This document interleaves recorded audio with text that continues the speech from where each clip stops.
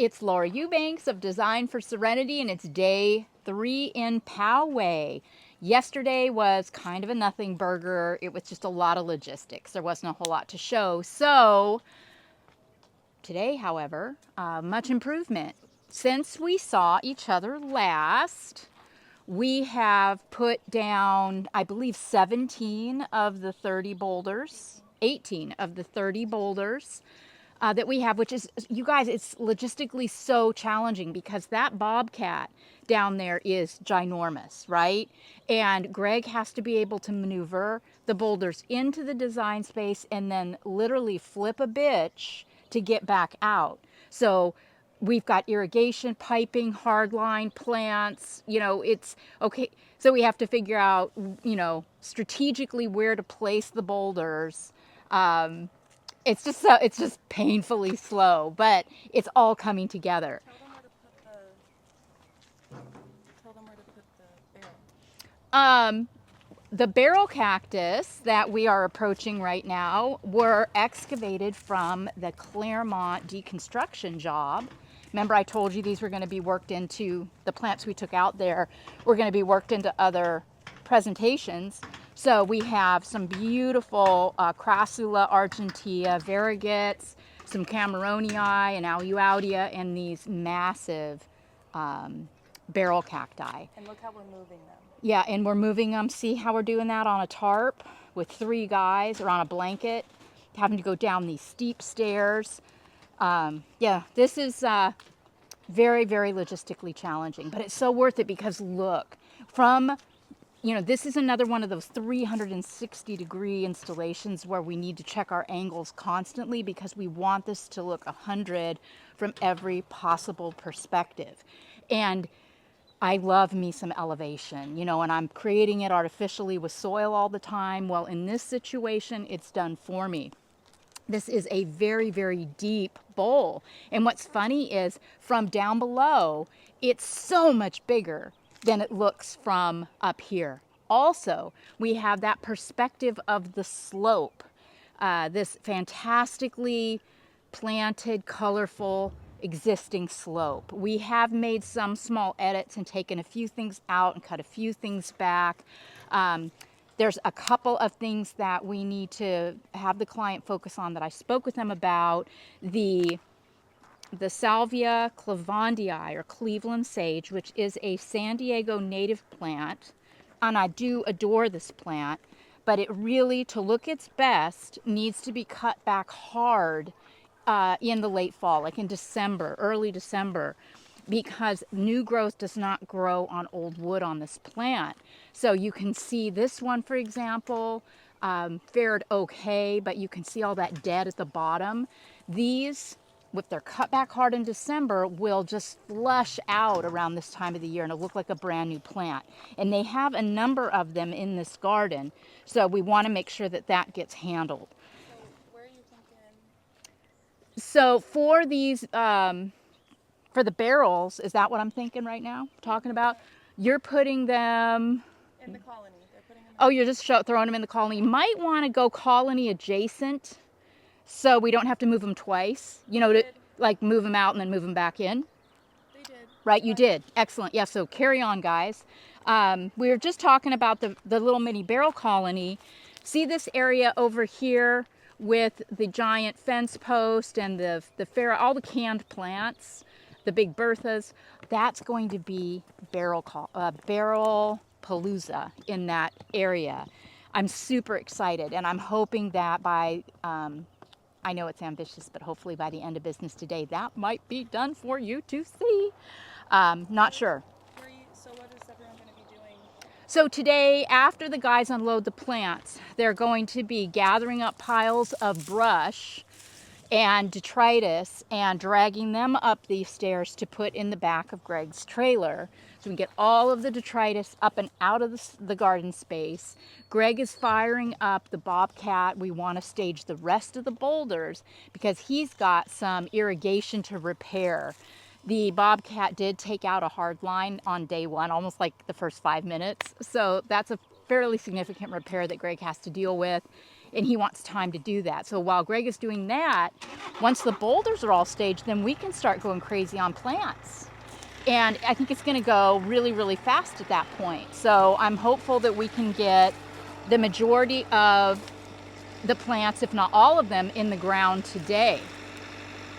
Now I'd love to take you down and show you what I was talking about from a perspective standpoint, how different it is down here. Isn't that so cute, the little plicatillus that we popped in right there? Now under this oak tree is going to be nothing. Nothing throws detritus like an oak. My goodness, it was at least 6 inches deep with leaves, which, you know, nature, we're going to embrace it. Well, you can kind of see over here all the leaves. So around the canopy of this oak, we're just going to have the decomposed granite. That's it. We've got some boulders staged in here, but we're not going to be fighting Mother Nature. Just DG under here. Over here will be columnar cacti, I'm thinking. And here I'm going to be pulling in some of the big, beautiful mammillarias from Brandon at Desert Theater to go in front of this rock. Trust me, this was not easy to move. I took all of us to get this rock into place. Let's see, then yes, so here will be the barrel colony. You know, we really want to take advantage of the rocks and the view and keep this very low pro. Then, but look guys, look at as you go up the view. This is so pretty, isn't it? You know, particularly over here with the blooming ice plant and the softness of the salvias and the celosias. It's just really, really beautiful. So we over here, you know, we do have this pine tree that drops still a lot of detritus, and the melaleuca. So I have pulled up a few agaves that we moved from in this area. I didn't love them down here, so I've got a couple of those up on the slope. We got the Hercules in right here. Love this ferox was here to begin with. They had a few really mature, beautiful ferox in here. We planted the aloe Bainesii medusa, a Dracaena Draco right there, and that's about it. The rest has been pretty much boulder placement. So we're gonna get down and dirty with it and check in with you again later.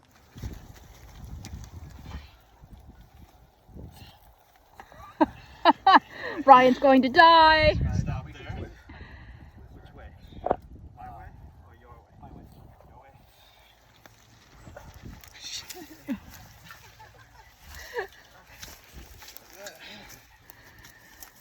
Oh, this is a young man's sport.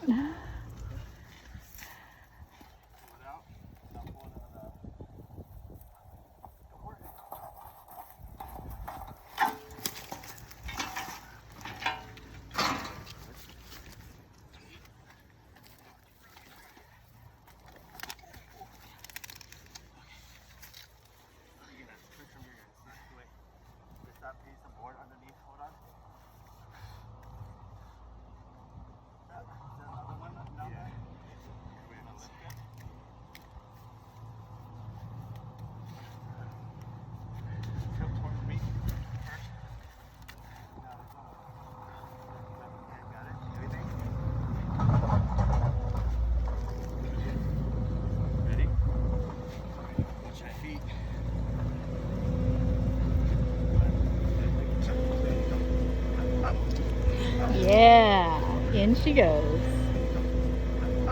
Well, it is the end of day 3, so we are officially halfway home.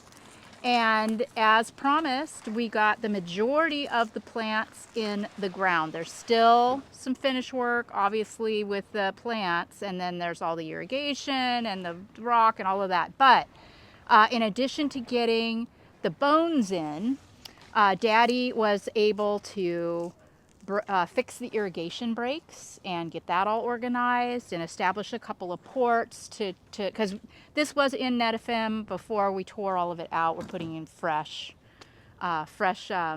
tubing because obviously we only want to send the water where it needs to go. So yeah, but look how pretty, guys, right? She's coming along. I'm so thrilled. All right, you can get a sense of just how much, and I mean, this was pre-demoed for us. The client's gardeners did 95 to 98% of the demo, but we still had all of this. This is a lot of boxes that the plants came in, planting cans, and just a lot of leftover detritus that we had to rake up. The party, you know, from up here is super glorious from the top, but it's also, you know, really great looking at it from the bottom. You'll want to take note of that barrel cactus garden that we're getting started. We got the ones in that we brought, and around the property there's a lot of barrel cactus that are completely hidden by overgrown vegetation. So we're going to go harvesting tomorrow and pull in a bunch more barrels to flesh out that colony. And I'm going to do, you know, I'm going to go to town on it. I can also buy more if I need to. But yeah, that's going to be completely blown out. I'm very, very excited about that. I know I had talked about pulling the Pringlei in there too, but I changed my mind. I felt like with all of that borrowed background that the columnar would be lost. So there we staged it in the garden proper. I think that is a far better home for that plant. So, you know, we've still got areas to plant out. This area here is going to have 3 columnar cactus, and then we decided we'd also do that big, beautiful aloe ferox in here too. So that should finish this. Like we have some striatas and Yeah, we still have, you know, some leftover plants that we pulled that we'll replant in space. And, you know, if needed, they can go be tucked up into the slope too. So yeah, we'll have to reconstruct, obviously, this pathway. But here you can kind of see them get up close and personal on the colony. We're going to fill in with a lot more barrels. And this is going to be so fun. Honestly, I can't wait. Wow. And it is so fun because it's so beautiful and no water. Yeah. Over here, you can see, you know, I'm working on a checkerboard when I'm doing my plant placement, and just looking for symmetry and balance. I not just with the height that the plants are now, but I have to think about their potential and how they're going to grow. So it is very challenging. It's also very, very fun. I'm glad that we got to work with some things that were already here, like that stand of Grenadiensis, for example, some leucadendron, some rosemary, some celosia. That big agave was original to the landscape. So, you know, having those things already in place were kind of cool. Let's see. Yeah, I think I can't really think of anything else to share with you right now. Gleason's came and brought some things. Yeah, thank you so much, John and Chris Gleason, our followers that live here in Poway. They brought us some blue glows from their garden and from their son's garden, so that was super helpful. Those will also be pressed in to service. So yeah, we have our work cut out for us tomorrow, but I can't wait to come back and share day 4 of this 6-day project with you. Bye, guys.